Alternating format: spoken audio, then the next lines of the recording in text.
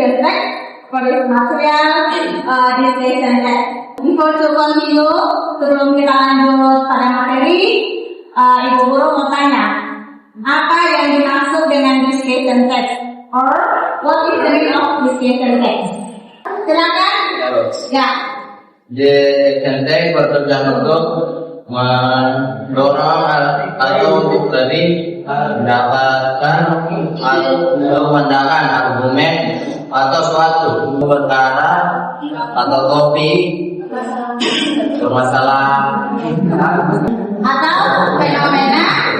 fenomena. Selanjutnya teks discussion mengumpulkan dua atau lebih spesifik yang berbeda akan suatu personal. Ya, jadi discussion text itu bertujuan untuk menyebutkan dua hal atau lebih ya, atau lebih pendapat ataupun ide, terus pandangan maupun argumen akan suatu perkara atau topik. Itu yang dimaksud dengan discussion topik. Permasalahan, fenomena, lazimnya text discussion itu menyebutkan dua hal atau lebih perspektif yang berbeda akan suatu persoalan. Jadi discussion text itu mempunyai teks yaitu menggunakan conjunction ya. Dia menggunakan conjunction yang mana conjunction yang digunakan adalah together, and, however, but, yet, while, while, and never, does. Oke, sebelum kita lanjut pada materi ini, I will to define five group ya. So you must count 1 until 5 each student. Jadi menghitung dari mulai 1 sampai 5, setiap siswa itu akan bagi menjadi 5 grup. Oke, dimulai dari sini. Menghitung dengan menggunakan bahasa Inggris. 1, 2, 3, 4, 5, 6, 1, 2, 3, 4. Ya, jadi kelompok 1 silakan duduk di sini. Kelompok 1, kelompok 2 di sini. Karena hari ini kita akan menggunakan metode think, player, say. Kelompok 2 di sini. Di sini, and 5.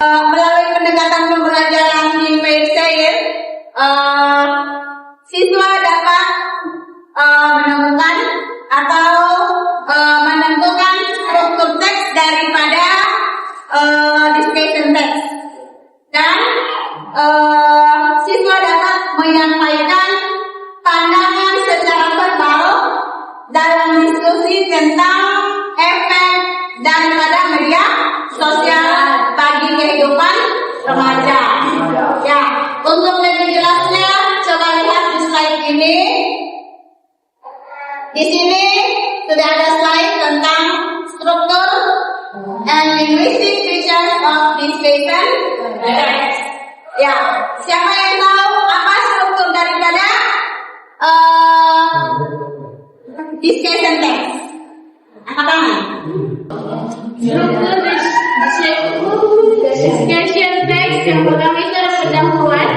Iya. Menjelaskan secara singkat apa itu media sosial dan seberapa populer penggunaannya di kalangan remaja.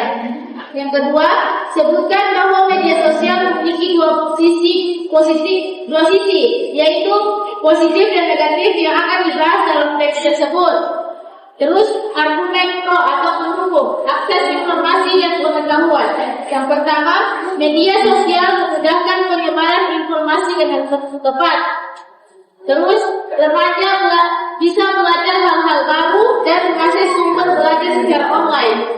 Masih itu berbagi pendapat dan ilmu menjadi lebih mudah. Yang ketiga, pengembangan keterampilan dan ekspresi diri. Media sosial dapat menjadi platform untuk mengasah keterampilan dan hal-hal baru. Kemudian, ruang bagi remaja untuk berekspresi dan menunjukkan aktivitas mereka. Yang keempat, media sosial dan hubungan sosial membantu menjaga hubungan teman dan keluarga terutama yang jarak jauh. Terus yang terakhir argumen kontra atau penantang.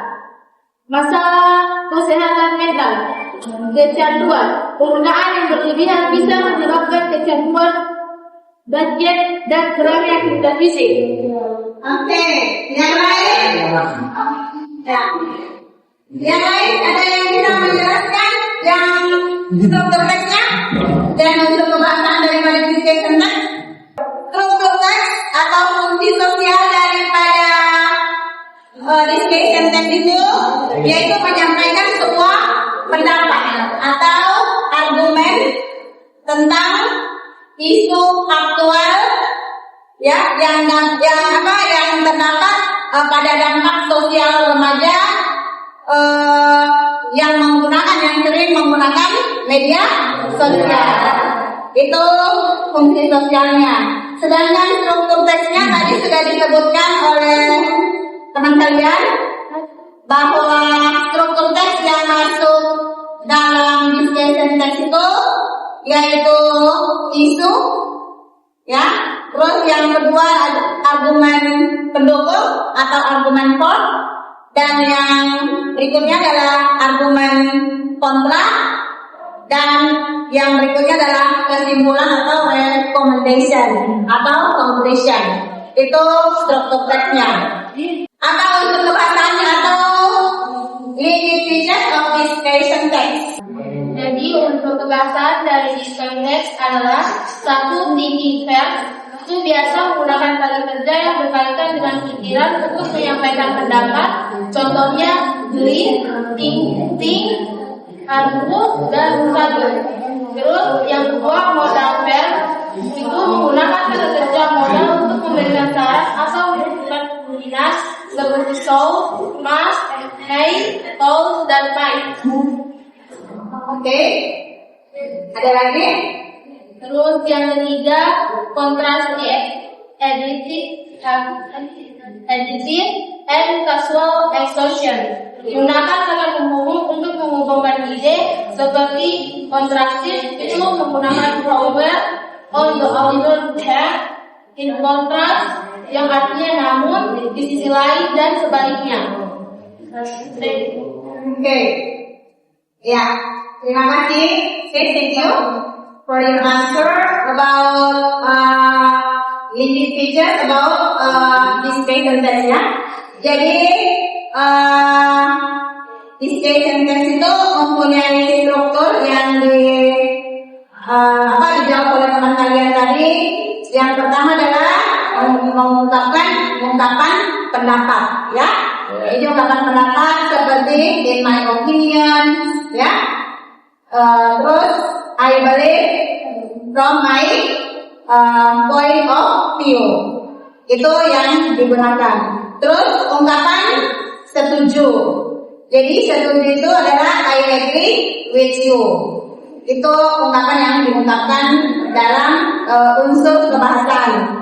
Terus yang berikutnya adalah ungkapan tidak setuju. Ungkapan tidak setuju itu adalah I don't agree ya. Terus I see you point but bla bla bla ya. And I am afraid I disagree. And the last yaitu vocabulary yang terkait atau kosakata yang terkait dengan media sosial itu, misalnya connection, cyberbullying, addiction, information, and etc. Nah, sekarang kita akan masuk pada topik daripada the impact of social media. Jadi dampak daripada sosial media kepada generasi muda. Jadi kita sudah membagi kelas diskusi itu sebanyak 5 grup. Jadi ibu guru berikan tugas, silakan dianalisis unsur kebahasaan dan struktur teks daripada discussion text. Nanti sebentar di timsnya itu untuk metode timsnya akan memberikan materi tentang discussion text readingnya ya. Setelah itu kalian secara berpasangan dengan teman sebangku kalian selama 10 menit saya berikan waktu untuk menjelaskan tentang tujuan dan pandangan dalam merumuskan dampak positif dan dampak negatif daripada discussion daripada teks yang saya berikan, yaitu the impact of social media, ya, seperti itu. And then setelah itu siswa saya akan berikan waktu selama 5 menit untuk membacakan atau merenungkan jawaban daripada teman-teman kelompok kalian. Oke,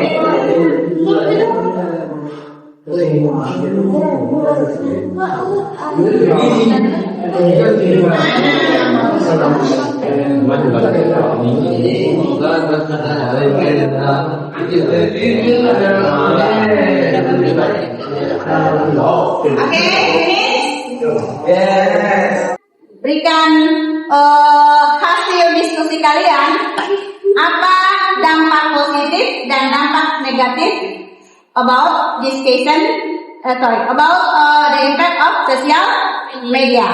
Silakan, kelompok berapa yang mulai? Ya, kelompok 2. Tiga dulu. Kelompok 3. Kami dari kelompok 3 akan membacakan hasil diskusi kami tentang media sosial. Dampak positif: 1. Memperluas wawasan dan akses informasi. 2. Memfasilitasi pelajar dan kolaborasi. 3. Meningkatkan ekspresi diri dan membangun jaringan. 4. Membangun branding diri. 5. Berarti bullying dan dampak negatif: menimbulkan diskriminasi dan kecanduan. 3. Menirukan interaksi tatap muka. 4. Fear missing out, FOMO dalam masalah kesehatan mental. Oke, ya, jadi itu dampak negatif dan dampak positif about media sosial untuk kehidupan remaja ya. Ya, itu pendapat daripada kelompok ya. Ini pendapat dari kelompok kami. Bagaimana ya tanggapan dari kelompok lain? Saya akan membawakan materi dari kelompok 3, yang yaitu discussion text tentang dampak media sosial pada remaja dapat dibagi menjadi 2 argumen, yaitu pro positif dan kontra itu negatif. Argumen positif dapat meliputi kemudahan akses informasi yang mengembangkan keterampilan dan ekspresi diri, sedangkan argumen negatif itu mencakup potensi kecanduan dan resiko cyberbullying, dampak pada kesehatan mental seperti kecemasan dan depresi, serta hilangnya privasi dan produktivitas. Oke, very good. Jadi sosial media itu emang sih bagus, semua informasi kita dapat. Tetapi ada dampak negatif dan ada dampak positifnya. There are the impact of negative and positive. Ya, dampak negatifnya seperti apa? Dan dampak positifnya juga seperti apa? Jadi itu harus kalian ketahui. Jangan cuma tahu, oh iya media sosial itu bagus. Kalau kita nonton sampai 10 masih bisa kita nonton. Nonton apapun bisa.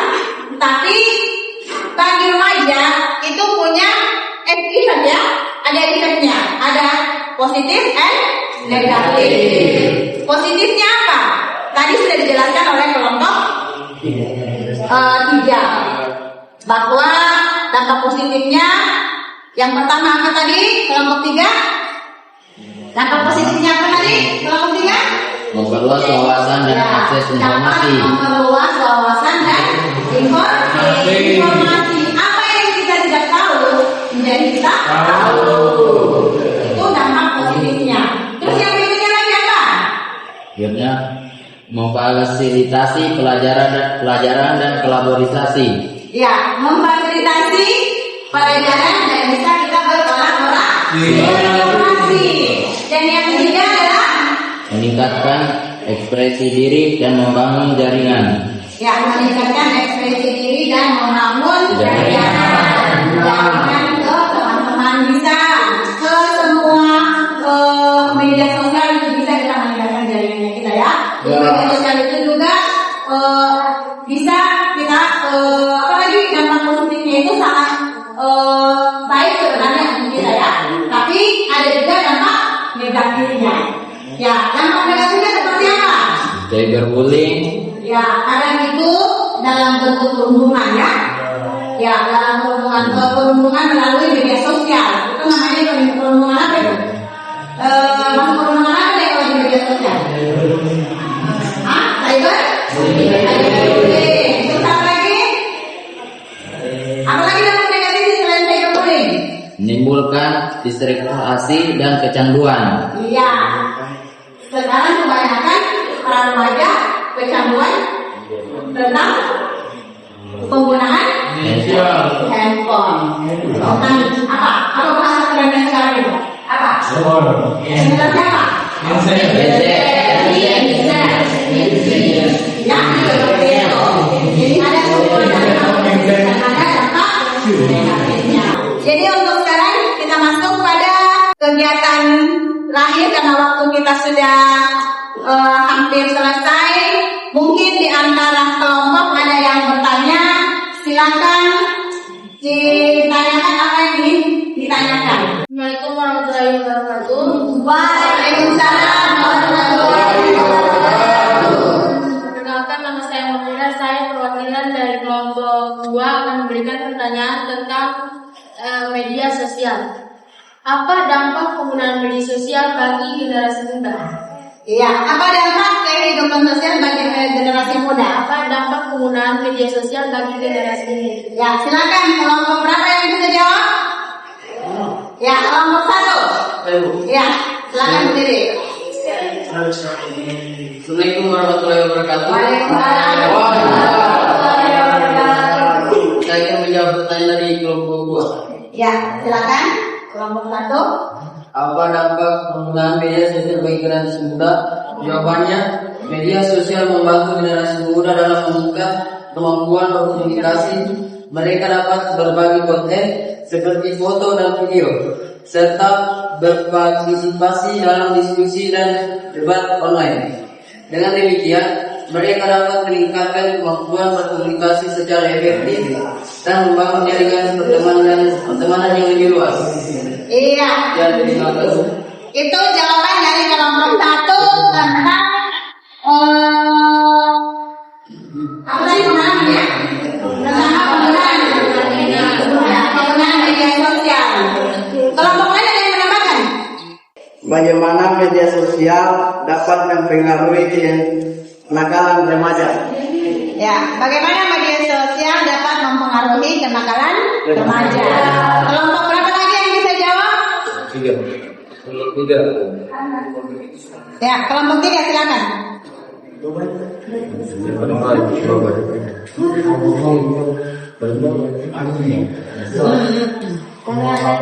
Pertanyaan dari kelompok 4. Judulnya kenakalan remaja adalah informasi yang diperoleh dan yang tidak layak dikonsumsi oleh anak dan remaja akan mendorong munculnya perilaku minimal pada anak dan remaja seperti tindakan perundungan, bullying, budaya, imunisasi yang mengaku yang sering dilakukan melalui media. Sekian dari Jadi tadi sudah dijelaskan oleh kelompok 3. Jadi media sosial itu memang pengaruhnya sih banyak ya. Pengaruhnya banyak, apalagi dalam kehidupan kita sehari-hari, utamanya bagi remaja. Kalau kita salah langkah, maka kita akan bisa ya akan sama-sama berpengaruh buruk bagi kehidupan kita sehari-hari ya. Jadi saya harapkan semua anak-anakku jangan terlalu menomorsatukan sosial media, utamakan pelajarannya dibanding dengan sosial media. Saya tahu kan selama ini generasi Gen Z itu memang sangat-sangat berpengaruh ya. Beda dengan generasi yang masih zaman-zamannya dulu ini. Kalau sekarang ini memang dia sudah serba menggunakan handphone. Jadi sekarang semua jangan terlalu banyak bermedia sosial. Bisa bermedia sosial tetapi dengan hal-hal yang positif. Jangan hal-hal yang negatif yang kalian gunakan dalam bermedia sosial. Jadi sebelum saya close about the subject today, we must conclusion about the lessons or the subject today. Please look in your whiteboard. The conclusion of social media. Di situ ada kesimpulan daripada penggunaan sosial media. Jadi kesimpulan daripada penggunaan sosial media itu